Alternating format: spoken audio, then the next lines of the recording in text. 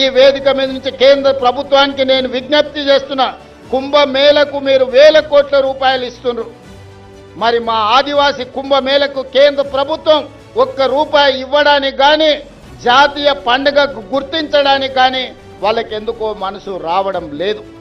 దయచేసి కిషన్ రెడ్డి గారు, బండి సంజయ్ గారు, ఈ ప్రాంత ప్రజల ఆశీర్వాదంతోనే మీకు ఆ హోదా వచ్చింది. నరేంద్ర మోడీ గారు ఈ దేశానికి ప్రధానమంత్రి అయినరు. ఇప్పటికైనా ఆలోచన చేయండి.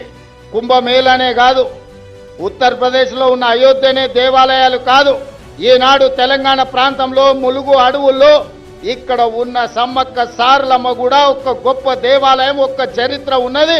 ఒక పోరాట పటిమతో పౌరుషానికి మారు పేరు, రాచరికం మీద తిరుగుబాటు చేసి జెండా ఎగరేసిన సమ్మక్క సారలమ్మ జాతరకు జాతీయ పండుగ గుర్తింపు రావాలి.